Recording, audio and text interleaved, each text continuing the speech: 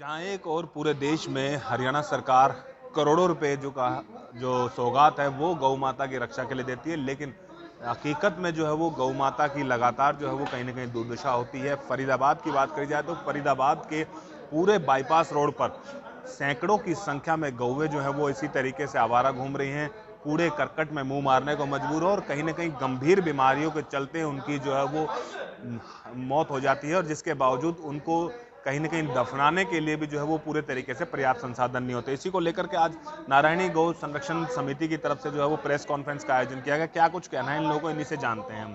क्या नाम है जी आपका? सर मेरा नाम महेश हिंदू है। मैं नारायणी माता गौसंरक्षण सोसाइटी का सदस्य हूँ, प्रधान हूँ सर उसका। और हमने एक एम्बुलेंस बना रखी है। हम गौ माता पे सेवा करते हैं पूरे शहर के अंदर। चाहे वो गौवंश मृत हो उसको मिट्टी देने का काम है, और जो घायल हो जाते हैं उनका इलाज करते हैं। अगर काफ़ी दिक्कत आती है तो उन्हें हॉस्पिटल पहुँचाते हैं। कहाँ पे है आपका, और क्या निस्वार्थ भाव से करते हैं, या किस तरीके के हालात आज की डेट में गायों के आपको लग रहे हैं? देखिए सर, हालात तो बहुत बुरे हैं, बद से बेहतर हो रहे हैं गौ माता के साथ आज। पूरे फरीदाबाद शहर के अंदर शायद किसी को भी नहीं पता होगा, पर मैं नॉलेज में डालना चाहता हूँ। पूरे फरीदाबाद शहर के अंदर जहाँ एमपी का पूरा क्षेत्र लगता है, 80,000 गौवंश रोड पर हैं सर, लावारिस। हालांकि हम लावारिस का नाम देते हैं, लेकिन वो गौवंश आपके और हमारे हैं। सुबह शाम दूध निकाल कर रोड पर छोड़ देते हैं, और फिर वो रोड पर रहते हैं, और कूड़े के ढेर में पिन्नियाँ पोलोथीन कैसे कैसे कचरे खाकर वो अपना जीवन व्यतीत करते हैं, और वहीं तड़प तड़प कर अपना शरीर पूरा कर देती है। अक्सर देखा जाता है कि हादसों का शिकार होते हैं लोग गायों गायों के कारण से भी जो है वो, लेकिन नगर निगम इसकी सूद नहीं लेता। लगातार बड़ी बड़ी संस्थाएं इसमें जो है वो खोल रही हैं, बड़ी बड़ी संस्थाएं अपना जो है वो मोटे मोटे हॉस्पिटल खोल, लेकिन इसके बावजूद भी सड़कों पर। देखिए सर, अभी कुछ दिन पहले ही अभी नीम का गांव में एक हॉस्पिटल खुला हुआ है, सर्वोदय फाउंडेशन पीपल पोल एनिमल ट्रस्ट। तो अभी 25 तारीख को हमने क्या देखा, वहाँ पर एक गौवंश छोड़ के गए थे वहाँ पे। तो एक प्राइवेट ट्रैक्टर था वहाँ पे, और एक ट्रॉली थी, उसमें 2 गौवंश रखे हुए थे। मैंने देखा चलो इनका देखते हैं आज भी क्या करते हैं। हालांकि पहले भी देखा है, पर हम पे कोई सबूत नहीं था पहले, इसलिए हम उजागर नहीं कर पाए। जब कोई सबूत नहीं तो कैसे पब्लिक को समझाए और बताए। तो वो 2 गौवंशों को उसमें रखा उन्होंने।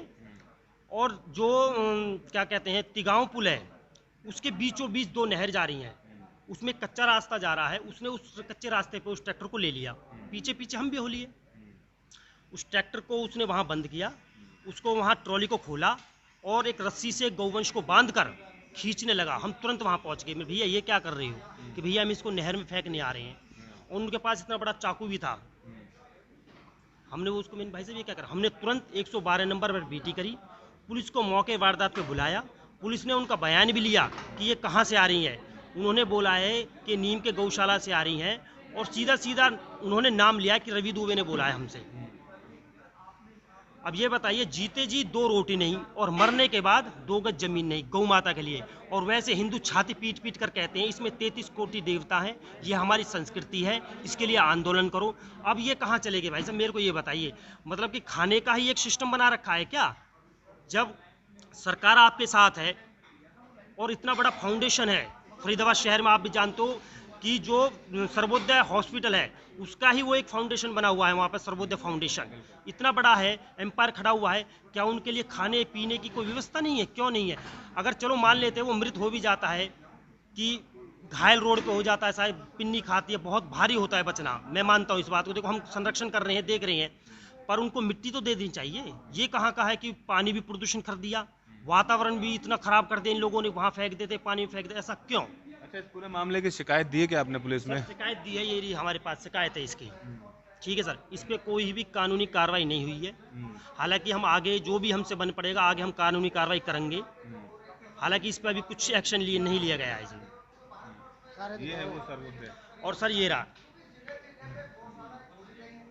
सर जो बोर्ड लगा हुआ है। ठीक है सर, ये हमने गौवंश देखे वहाँ पे। अच्छा। ठीक है सर, और मौके पे जो पुलिस आई है वहाँ पे, देखे पुलिसकर्मी भी है सर इसमें। अच्छा। ठीक है सर, ये देखिए सर, तो पुलिसकर्मी भी है वहाँ पे मौके पे जब हमने गाड़ी को पकड़ा है सर। तो ये क्या बयान दिया उसने, ड्राइवर ने क्या बताया? वहीं से, उसी संस्थान से हैं? सर उन्होंने बोला है कि हम नीम की गौशाला से आए हैं, और हमको रवि दुबे ने बोला है कि भाई इनको आप नहर में प्रवाह करो या कहीं भी फेंक आओ। उनका तो ये, उनका सिर्फ चक्कर का हिसाब है, कै रुपये लेता है कै नहीं, वो उनको पता होगा भाई क्या डील है। लेकिन प्राइवेट वाहन था, अपनी निजी उनकी कोई चीज़ नहीं थी उसमें, बाहर के लोग थे सारे के सारे। समाज सेवी जो बाबा राम केवल भी हैं यहाँ पे। बाबा जी, गायों की लगातार दुर्दशा हो रही है, लेकिन कोई सूद लेने वाला नहीं दिख रहा।